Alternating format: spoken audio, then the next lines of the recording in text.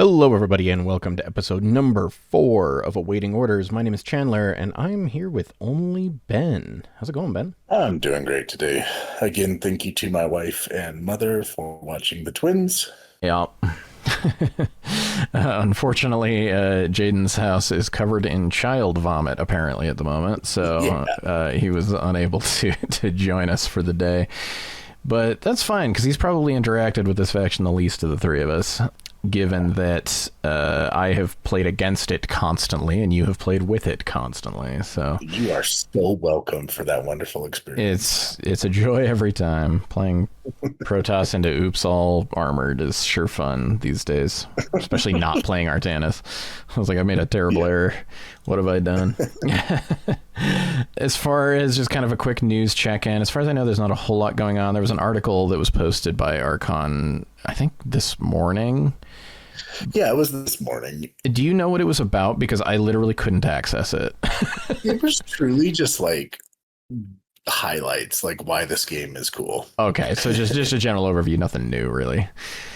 Yeah, it went over like the rules that matter and why you should care about them. Gotcha. Okay, cool. Well, that sounds good. I tried to access it, and it kept being like, there's too many people trying to access this website right now. And I was like, well, okay.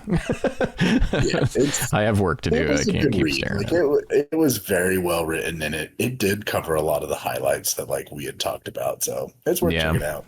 Very cool. Awesome. Yeah. So if you want to check that out on Archon's website, you'll be able to go take a glance. I will probably read it. I honestly kind of forgot about it till right now because I saw it this morning, but I could not get into it and was like, whatever, was like I'll check later. Ago. Yeah, I know. I've been driving all day, so good times. Yeah, we've had like no weather in Utah all winter, and then today it was like, what if hell the entire way south of Utah can be? It's just absolutely brutal. Anyhow, I lived, barely, for better or worse. Yeah. What are we talking about today? It's Terran today, Ben. Yeah, my favorite. Weirdly. It's not what I expected. You and I both really kind of just picked up a faction that was not what we expected to be into really quickly. Yeah, and it was very clear as well. Like, this is what I like. Yeah. It was the same like Zerg. I tried Protoss and I just fell in love with Zerg like instantly on trying them. So it's been kind of a weird time.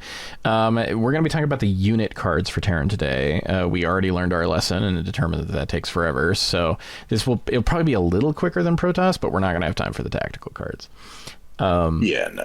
Especially because I actually think the Terran tactical cards will probably take longer to talk about than the Protoss ones. They just have a couple of real spicy ones. Option. Yeah. That are definitely worth talking about. Although hilariously, the best one probably takes like 30 seconds. Good old Academy. This is the Academy. It's like it does one thing and it's just very good. Pretty key for the faction working. Yeah, absolutely. So yeah, we're going to talk about the units today. We'll talk about the units today. We'll go into the tactics cards next week, and then we're going to move on to Zerg. Zerg, we got to figure out how we're going to break up because damn. There's a lot. Yeah, there's a lot of stuff to talk about in Zerg, but we'll figure it out. We might just have to power through it, but we'll see. So yeah, we'll see how it goes. So today we're going to talk about Terran. They got a lot of really fun units. Terran are very streamlined right now. They kind of have like, they've got, do you like bio? Because that's Terran right now. Yeah, that's your options right now. Yeah, it's you've got Marines, Marauders, and Medics, and then you can sprinkle a Goliath in there or 3. And that's fine. That's definitely there's a lot of people who really love that form of Terran. It is kind of, in a sense, even you can see that Blizzard kind of considers that to be like sort of the core of what Terran is on some level. And then we're going to see all the awesome fire support and elite stuff that I'm really excited about kind of going forward. So yeah, we're just going to go through and talk about a few units. And I think we're going to start off with the Humble Marine, our beautiful brainwashed rifle boys. The convicts, the criminals.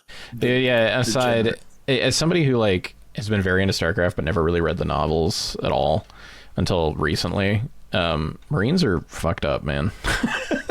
They're like deeply messed up. I was like, oh, these are Yeah, it's very much the like, hey, just survive in this terrible war for a decade and you can be free from prison. And it's like, no. Well, and they're The like attrition they're like is it. totally like mentally rewired to be like. There's some of them where Yep. like who they actually were was so awful that they're basically turned into like children mentally, just to be able to Yeah. like separate themselves from what they were before. And so it's crazy. It's yeah.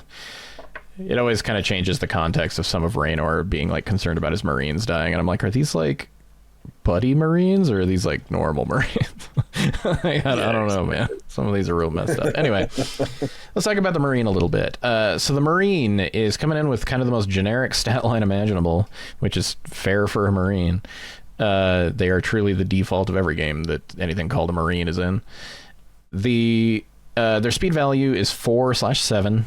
I don't think I've ever seen that 7 come up. I mean, it does, but having like one Marine left is just kind of a funny situation to be in. Yeah, it would be pretty weird. Yeah, given that they're like not really that tough at the end of the day. Usually they're kind of not dying at all, or they're like all dead in my experience. Yeah, exactly. They tend to, Like, yeah.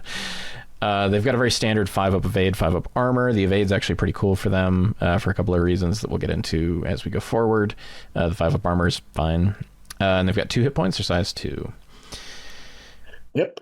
Yeah. Marines are coming in as a 6 model squad at 1 supply. They drop to 0 supply at 3 models, and you can bump them up to a 9 model 2 supply squad. And they are core, they are biological, and they are light. Unsurprisingly, they are ground. No jetpacks. Yet. Yet. We'll get there. Although Reapers are also ground, but whatever. Yeah. Can you imagine if they were air units? Deal with Like the this. Han and Horde. Yeah. This is going to be a lot different now that Jada's not here, and we can just nerd out. Just fully StarCraft. lean into StarCraft nonsense without feeling bad about it. Yeah, go ahead. If you'd like, I can jump into Stimpack is going to be pretty ubiquitous for any bio unit in Terran. Yeah. You have to use it in the movement phase, and it does cast a command point. But it gives you 2 damage floating. They call it non-lethal damage. Just damage that floats and doesn't kill anything. But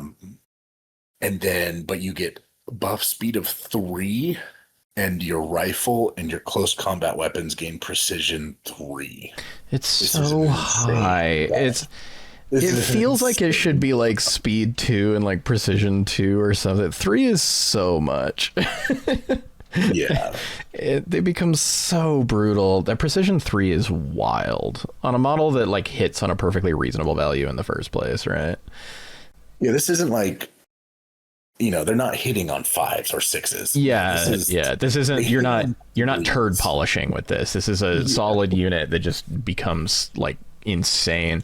And part of the problem is I think the non-lethal damage is like, I think it's a really cool rule. I really like non-lethal damage, and we've had it come up before, but the nature of how medics work makes it so hard for this to ever matter.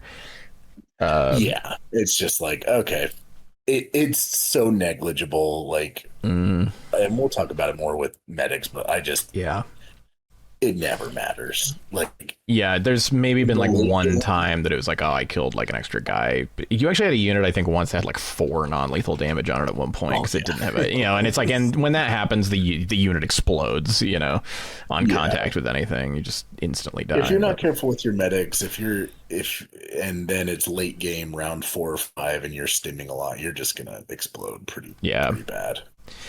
Yep. Yeah, definitely. They've got a gun. Yeah, they sure do. Range 12, targets everything, 2 attacks, hits on 3s, light surge a D3 for now, and then damage 1. Yeah. Very basic. The range 12 is solid. In this game, being range 12 is a pretty cool place to be. It just makes them effective. One of the things that's just of note when talking about everything in Terran is that this is a faction with virtually no melee ability. You can upgrade Marines to have like kind of an attack in melee, but it's still not great, All it does is give them 2 attacks. Yeah, it just bumps up their attack. Technically, it doubles their output, but their output is so bad that doubling it really doesn't get you anywhere. Like, it's 2 times 0 is still 0. yeah, basically. And, attack volume has some, and like, strictly speaking, on like a 9 model squad, it is a lot of extra attacks, but Yeah, they're just not good attacks, because their melee attack is just it's one attack that hits on 5s and does 1 damage. It has nothing else going on. It's very, very basic. So one of the things about Terran is you're going to see that they have very solid range profiles and a lot of ways to try to keep those profiles doing what they do. This is your gunline faction at the moment. I can't imagine that changes, knowing what's... It's not going to change much. We know that they plan on putting the Predator in, and the Predator is like quite literally the only Terran unit that uses a melee attack in StarCraft. There's some other units that are kind of like melee, like Firebats, where they're like very close range, but I assume those are still going to be guns, probably templates. Yeah, I bet it has some sort of interaction, or at least an upgrade, but who knows? Something. Yep. They have quite a few upgrades available to them as well. Yeah, I think I'm a big fan of all of them in different situations, funny enough. Yeah, you can really kit these out to do a lot of different things. So the first one, pretty iconic and very important, is the combat shield. 20 points for a 6-man, 30 points for a 9-man. Costs a CP, funny enough. But it lets you make your evade roll in close combat and for close combat special abilities, i.e. charge, devastating charge. Yeah, you activate it in the movement phase, but it just kind of keeps you, it's just functional for, the rest of the round. And being able to just like target, pick, get your evade roll. This is one of the things I was kind of mentioning about that this is a ranged faction, so they kind of have to have ways to deal with melee on some level, since they just don't really get to interact with it. And this is kind of a big part of that sort of a thing, is being able to get your evades. It's a really big bump in toughness to the unit once they actually get engaged in melee. Yeah, it feels like it seems like, oh, cool, I get to roll another 5 up for them, but it's a lot of survivability that you just don't expect. Yeah, I mean, you think about it, they have a 5-up armor, and then you do a second 5-up armor roll, basically. Like, it's a big jump, for sure. Yeah, we got next. The Ag 12. Oh, yeah. You can turn one of their rifles into a armor-piercing rifle. Mm-hmm. It's got long range 18. I don't love this one, I won't lie, but it's there if you want. Yeah, I feel like Terran right now has some pretty good anti-armor stuff. I mean, it's not bad, given that you only get 1 surge in your, like, attack cycle. I mean, it's a couple damage. It's going to be a reasonably consistent couple of damage into an armored target. And the long range is nice, for sure. But, I don't know, at least it's very cheap. That's the main thing this upgrade has going for it, is if you have an extra 10 points, like, it's there. Yeah. And I think that might just be personal preference, where I'm building my list where if I want something to kill armor, I want a new unit. I don't want to specialize my Marines to everything. Yeah. And then the rocket launcher. Rocket launcher is just an extra 4 dice. It doesn't remove one of your assault rifles. It doesn't remove one of your C-14s. It just gives you 4 extra shots with indirect. So that's... And it has sidearms, so you can always shoot them as well. Yeah, the indirect's randomly kind of cute. That's something. It really is just kind of 40 points. You get some extra shots. Yeah. If you randomly have it, it's kind of nice. The next 2 upgrades are a different story, though. Yeah. The bane of my existence. These are very... So the first one is Slug. Yeah. 10 or 20 points, depending on your unit size. And it's just, if you're within 8 inches... the weapon gains anti-evade 1. Sorry, the C-14 gains anti-evade 1. Yeah, and it's just a passive effect. You don't have to pay for this. Turns out melee is within 8 inches. So. That's kind of my thing with the Marines that drives me crazy. It's part of what makes them feel so nasty, is like you would think that... And again, this is one of the things where it's just a different game. My headspace is like engage ranged units, but like, man, being engaged with a unit of slug thrower Marines...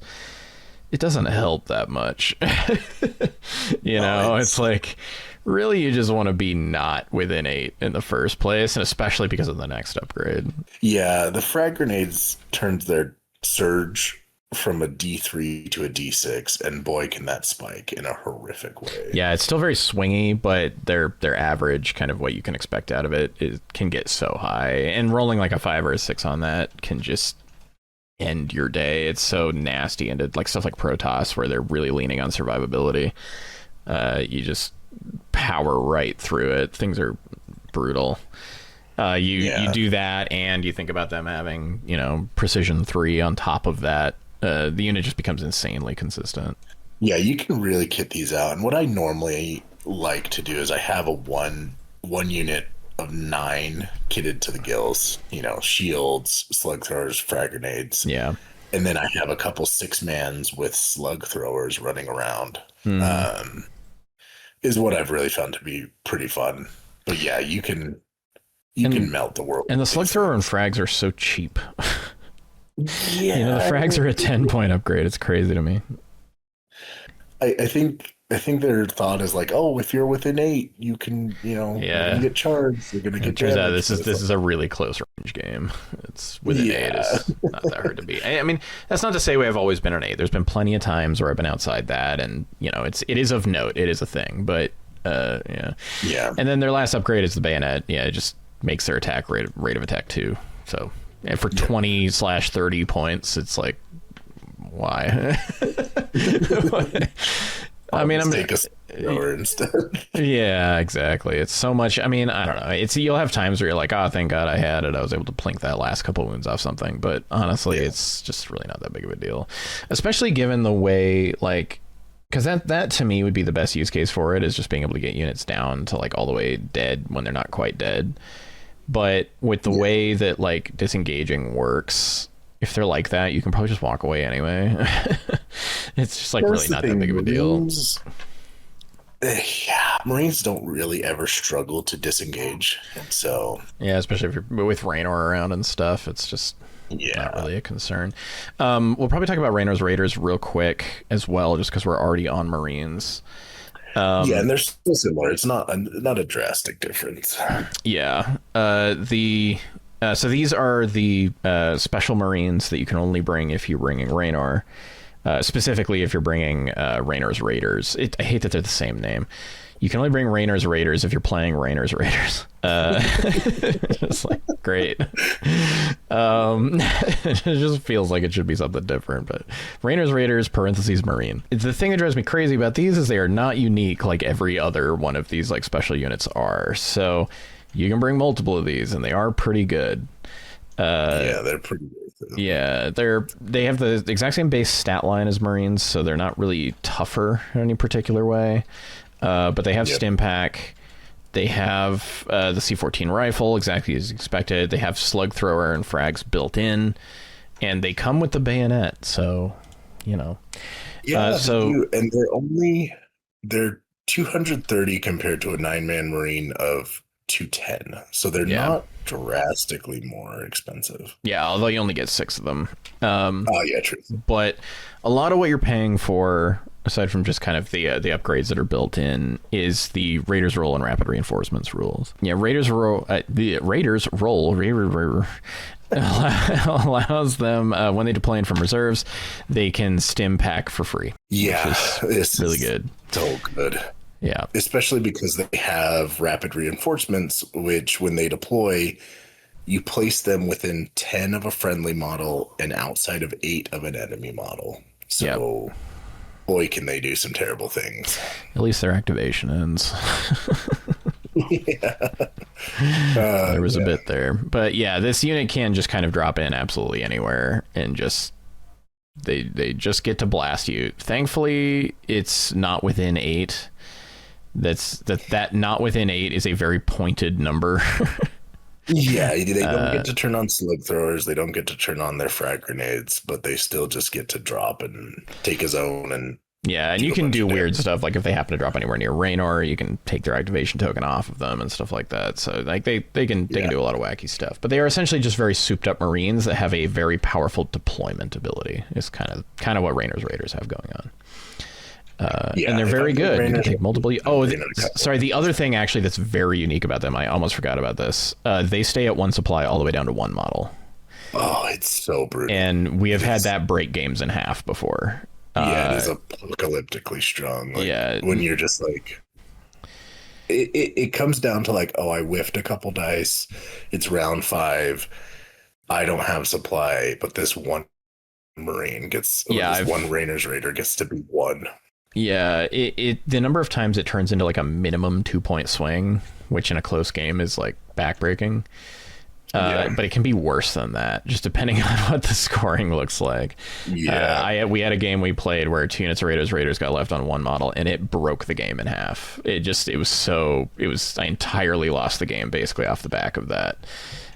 Because I could not. Truly 8+ points in a 20-point game. Yeah, something like that. Almost 50% of the points. It became ridiculous. And Terran have a little bit of kind of a sub theme right now of being able to really manipulate supply in some pretty brutal ways, and these guys being able to stay at one supply all the way down to a single model remaining, because it's not even just, it's like you're still maintaining supply parity with your opponent depending on what they've got, and they don't get to score for killing them until they're entirely dead. And in a lot of cases that means they don't get to take the zone. Yeah. They have to, at the end of the round, they have to beat you at the zone. Not just tie you, but actually have more. So it's hard to do. Yeah, and Marines have this really interesting habit of being like not tough, but tough enough that one guy lives a lot, in my experience. Yeah. So, it can be really. I'm surprised they have 2 wounds. I won't lie. I fully expected them to have 1. Yeah. You got to be able to make Zergling squishier, I guess, but you could do that in the armor save. Exactly. I don't know. And the last kind of our current bio ball is the Marauder. Oh, yeah. Yeah, the Marauder is your armored anti-armor option available to you. They're just as fast as Marines. They only have a 6-up evade, but they have a 4-up armor, and it gets better than that as well. They've also got 5 hit points. They're size 2. These come in squads of 2 for 1 supply, or squads of 4 for 2 supply at 150 points and 280 points, respectively. Yeah. They do not look size 2, but they're awesome. They're really big. They're really, really big. They also have stim pack. Theirs only gives precision 2. Yep. So that's one thing we want to note about this game, is that rules with the exact same name can have slight variations on them. So some games refuse to do that, but in this case it makes sense because it is stim pack, and you still want to, you don't want to, I don't know, having Marauder stim pack, I guess, is something you could do, but keeps that kind of similar. This might be the most like focused unit in the game in how bad they are against not their good target. It's actually pretty funny. They're like so good into armored and so bad into light. Yeah, they did that really well, like with the Pierce keyword on their guns. Yeah. They get 12 range, targets grounds, 3 shots, 3 to hit, surge of D3 into armored.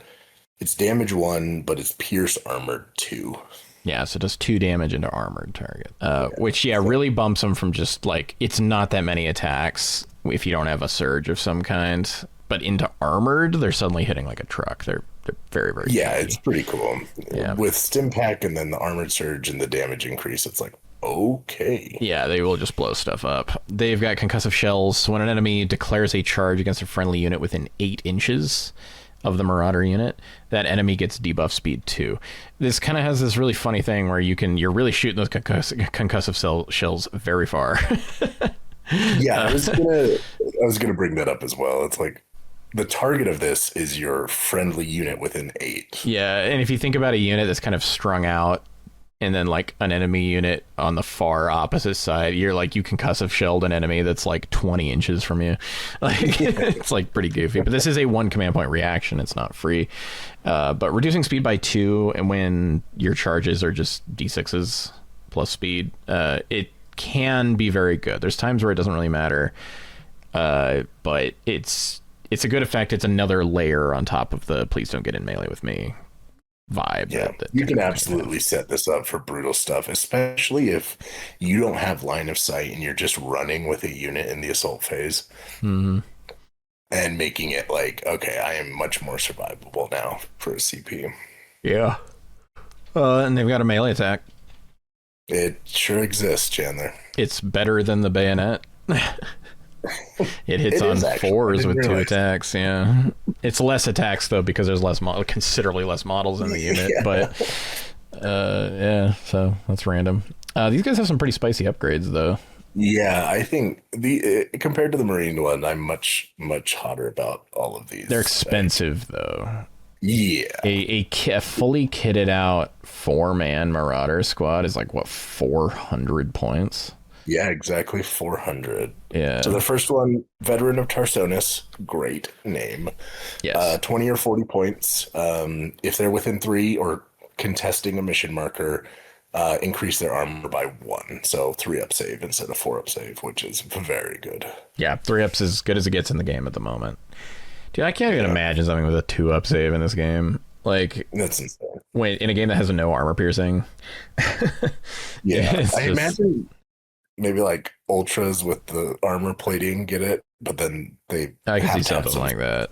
And we'll probably there'll be some debuffs in like Zerg, especially probably that actually can give minuses to armor values, I would bet. Yeah, I bet there's Ravens do it. We know Ravens are Yes. coming. Yeah.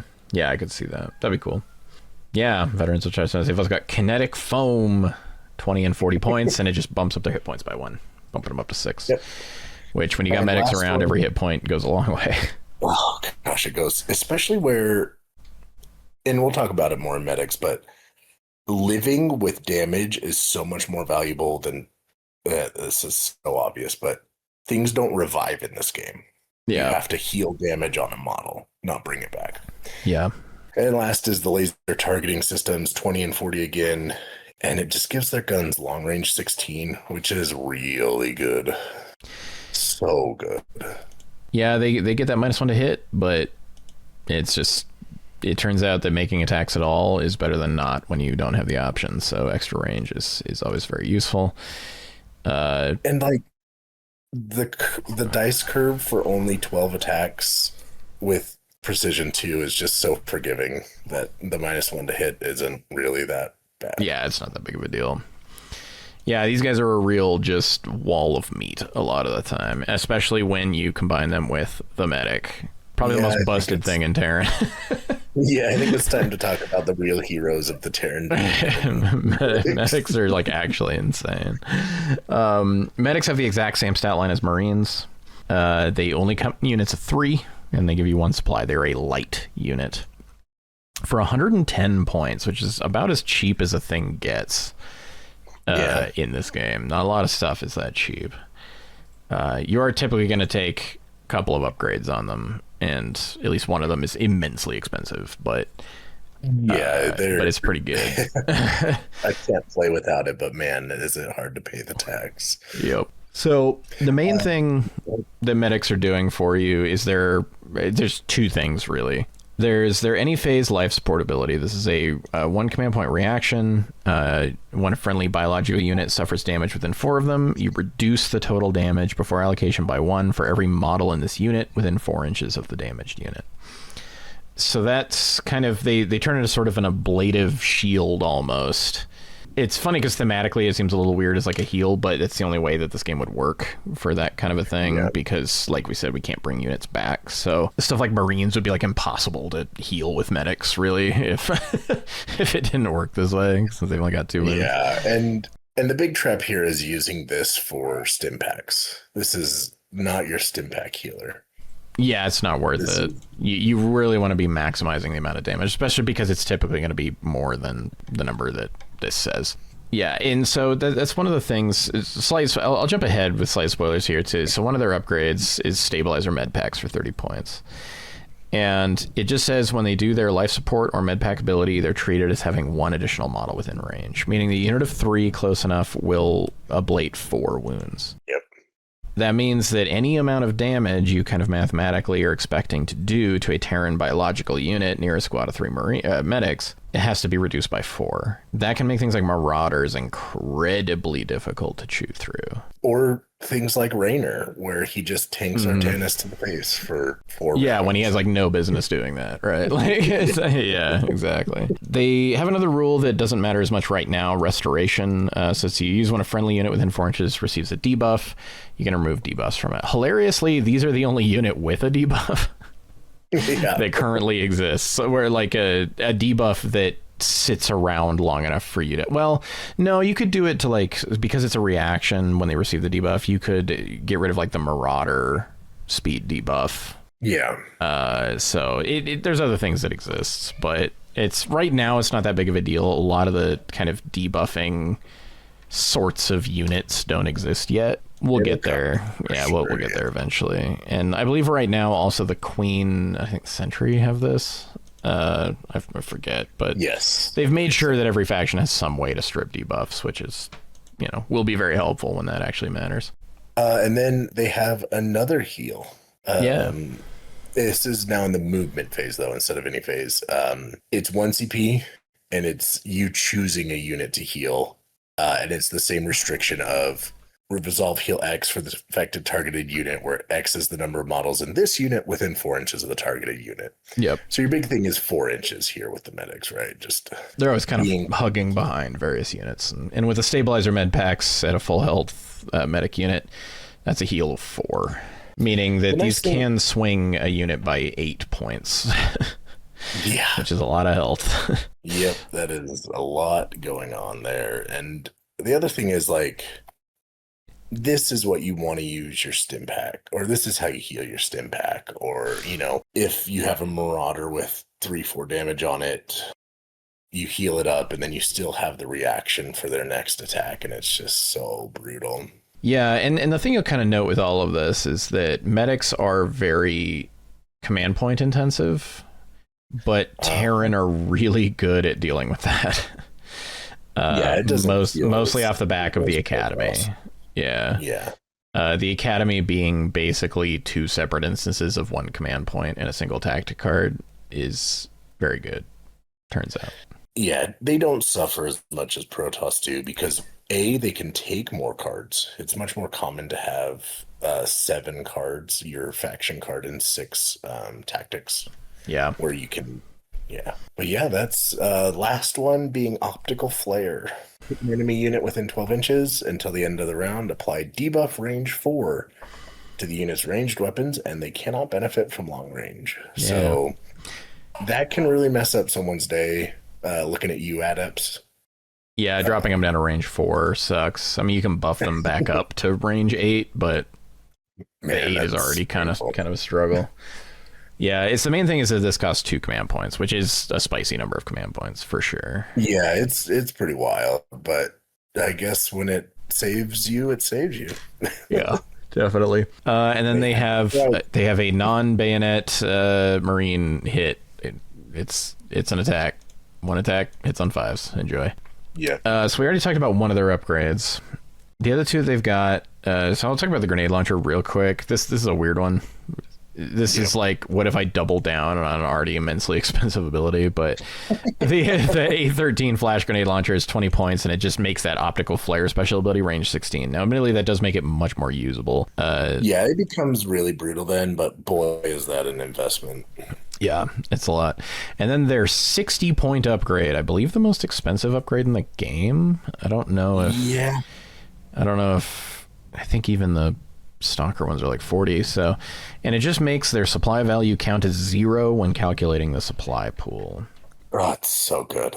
This is basically designed to allow you to get your support out with your combat stuff kind of all at once, rather than, because this upgrade didn't exist in our first games that we played, and medics were having to take up that supply pool when they come in. But there's a couple compounding effects with this, because it's not even just that, like, that's awesome that you can get them out when you normally wouldn't be able to, but it's also they're still a supply for scoring purposes. Yeah, meaning Terran can just drop way more supply than you in the first round if they want to, and just have that on the table, which really put Terran's ability to just manipulate supply on objectives is so strong that I've had times where it's so hard to score against them sometimes. Yeah, it truly can turn into this, like, holy crap, like, what are my options here? Like, yeah, I just have no way to take this zone back. Mm-hmm. It's gonna take me 3 rounds to chew through it. Yep. I'm gonna go out of order slightly here. Let's talk about Raynor real quick, just because we're still in the BIOS stuff, and he kind of mostly applies to that. That's cute. Yeah. But yeah. So Jimmy Raynor, the Marshal. I love Jimmy. Yeah, he's great. He is speed 7 with a 5 up evade and a 4 up armor, and he has 8 hit points, which is kind of the middle ground defensively between the other heroes. Kerrigan's technically squishier until she isn't. Yeah. And Artanis is notably tougher than this, just because I believe he has like a 4 up evade, and he's got the extra 4 shields on top of his hit points and whatnot. But he also doesn't have medic support, so there's that. Jimmy's 230 points. He's not cheap for sure, but No, but he brings a lot to the table. yeah, like being able to spend more command points than anyone. Do you like controlling objectives? Yeah, he's very good at it. So he has the commander rule that is on all of the current heroes, which is just that his supply characteristic is increased by 1 for all purposes except deployment. Basically, it's controlling and contesting objectives and for handling disengage and stuff like that. Yep. It's pretty good. It actually does a lot to give the hero characters a little more presence while making them deployable, keeping them at 1 supply, but they get to stay very good at controlling objectives and stuff. Yeah, and as a Terran player, like the disengage for free if you're supply positive is a lot more prevalent and a lot more important than the melee factions. Yeah. So I appreciate it. Definitely. He's also got Freedom Fighters, which is a nasty rule. The supply value of all friendly units within 8 of Raynor cannot be reduced below 1 for contesting mission markers and completing objectives. So units around Raynor, you have to fully kill them to actually get them to like not be trying to outscore you. It's so brutal. Like, it's just so good.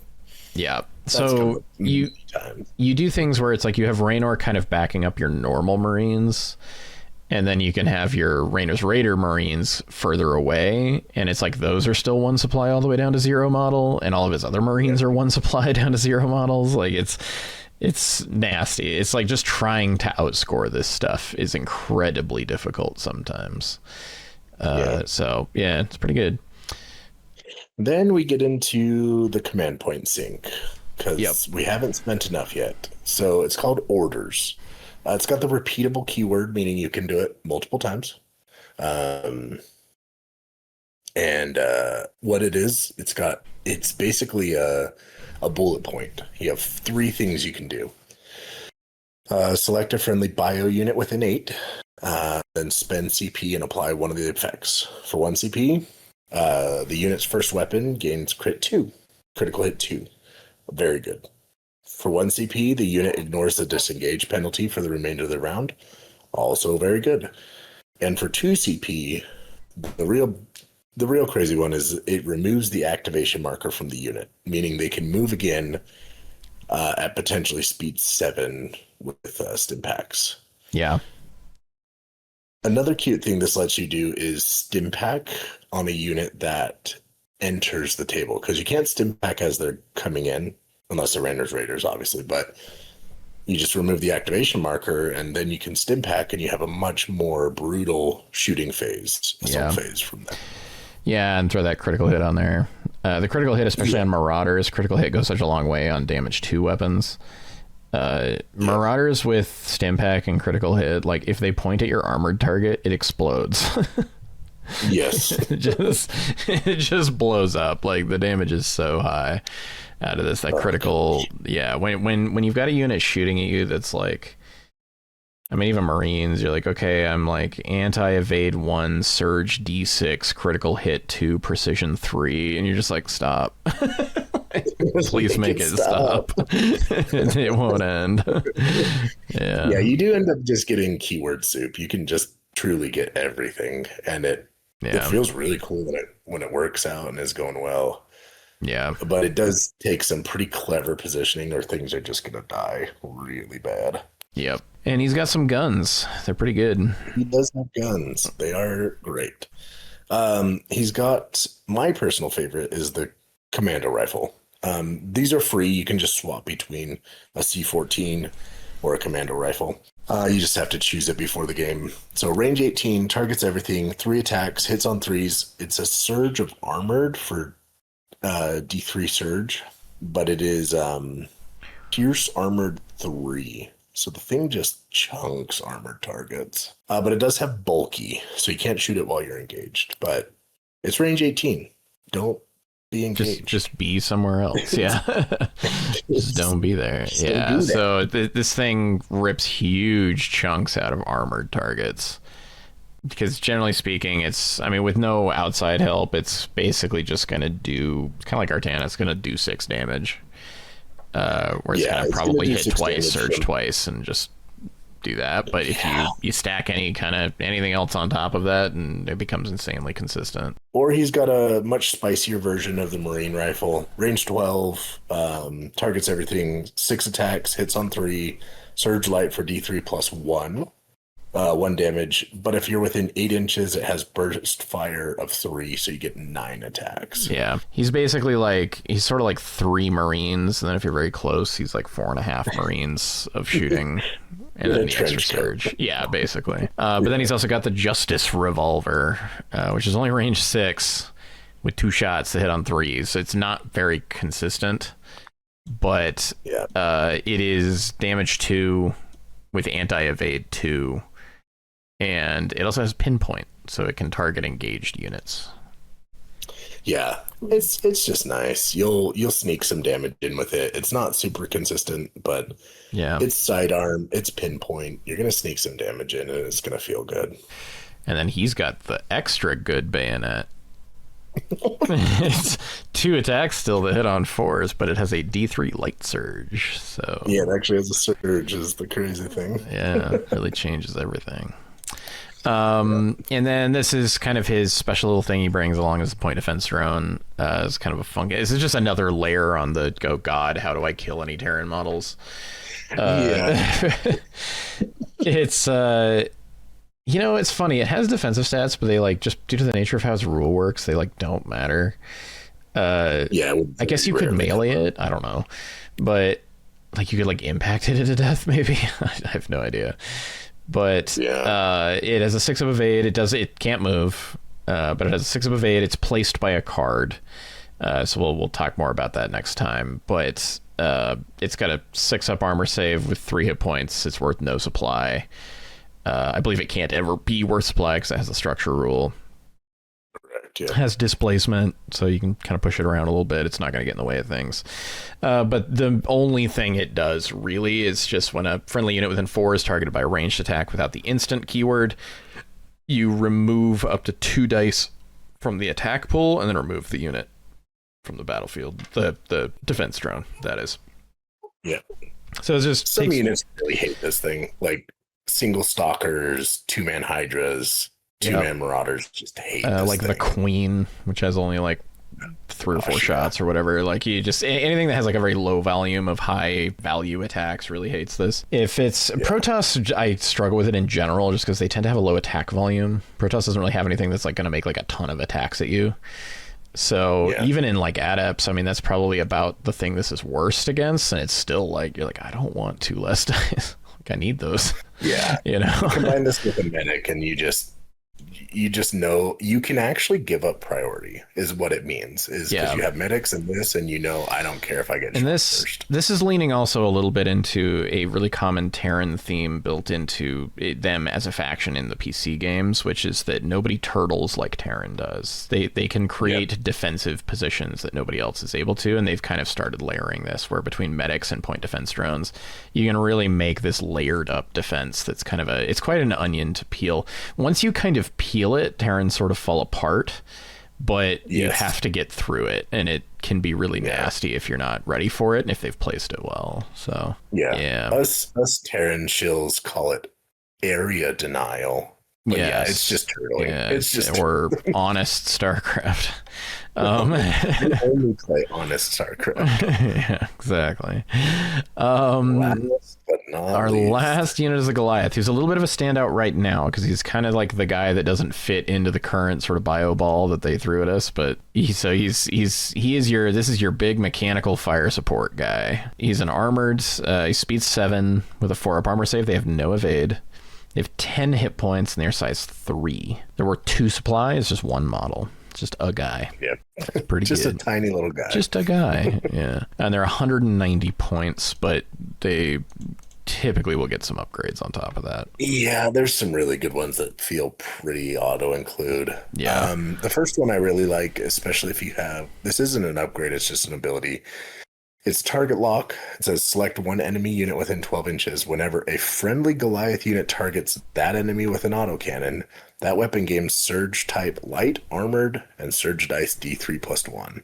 If you ever bring more than one Goliath, this just becomes insane value. Like, even one Goliath, this is insane value. Especially the thing Goliaths do to me that's crazy is they can surge so many attacks. Yeah. They can make it so 3 batches of dice have surge dice, and it's crazy. Yeah. And this is against light and armored. D3 plus 1 is very good. And it's all friendly Goliaths. So for 1 command point, this really incentivizes you to take like a bunch of Goliaths. That's why I've played against like 3 before. And it's when they're all able to point at one thing, it's real nasty. The amount of damage these things will put out. They got a lot of guns. Yeah, so base, they start with an autocannon, which is the one that is buffed by the target lock. Range 12 with long range 18. Targets ground, 9 attacks hitting on 4s. Base doesn't have a surge or surge dice, but it does 1 damage. Yep.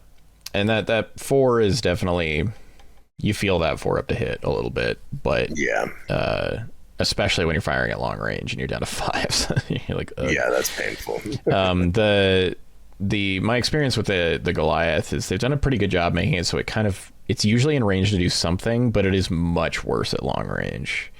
It doesn't feel nearly as nasty to fight against when you're not close to it, but the closer you get, the scarier it gets. Yeah, exactly. They've done a good job of making the game work well with a gunline army and melee armies and stuff like that. Next up, we've got the Underbelly Machine Gun. 8-inch range, targets ground, 6 attacks, 3 up to hit, surge light for D3, 1 damage, and it's got sidearm and pinpoint. Very handy. Yeah, so it can shoot into engagements, and you can fire it even when you fired the autocannon. And it's got Hellfire missiles. Yeah, this is its base missile loadout. 16-inch range, which is pretty spicy. But these only target flying, so... So right now, this doesn't do anything. Yeah. But give it a couple months, and this will be pretty important. 6 attacks, 3 to hit, light surge of D3, damage 1, anti-evade 1, which I imagine will play into the flyer rule, and sidearm, so that the Goliath can shoot everything all the time. Yes. It's got the Indomitable rule. While engaged, the unit may be targeted and may target... Sorry, this unit may target and be targeted by unengaged enemy units. In both cases, the defending unit gains an evade roll. I love that it goes out of its way to point out that the Goliath gets its evade roll in this situation, and it doesn't have an evade roll. It's literally just a dash. But... yeah. And if you ever choose to charge for some reason with your Goliath, you get 4 dice hitting on 3s. But you haven't accounted for the stomp with it. It also will get all 4 attacks that hit on 5s and do 1 damage. It is 2 bayonet marines. Yes. Power. The power. Changes everything. It's got 3 upgrades, and I love them, actually. I take both. Well, it's 2 upgrades and a... I was about to say 2 of the upgrades are you can't take both of them. You would need to pick which replacements for this. Yeah, the replacements. They're exclusive. So the first one is a passive one, which I love. I'm really starting to love passive upgrades that don't drain your CP. 20 points, and it just gives precision 1 to your autocannon and underbelly machine gun. And that's really good. Yeah, it's just 20 points. Be more consistent. Yeah. On 2 different weapons. Especially when you're like, each Goliath is throwing out 12 plus 8, or sorry, 9 plus 6 plus potentially 6 more. Dice. It comes up. Then we've got 2 different missiles you can load out. The first one being scatter missiles. These are 30 points. They replace your Hellfire missiles. They're range 18, target ground, 6 attacks, hit on 5s. But they are light surging for D3 with 1 damage. They have indirect fire, locked in 6. So if you don't move, it goes up to rate of fire 12. Long range of 24 and sidearm. pretty great. If you take this, you have 3 guns that surge into light, and it's just so much damage. Yeah, you can really kid out Goliath into just being like light annihilators, you know? Yeah. It's the amount of damage they do into light stuff becomes just insane. Yeah, you're just picking up multiple zealots in one activation. You're killing whole Zergling units. Like, it's just brutal. And then the last is Haywire Missiles. Also upgrades the Hellfire Missiles.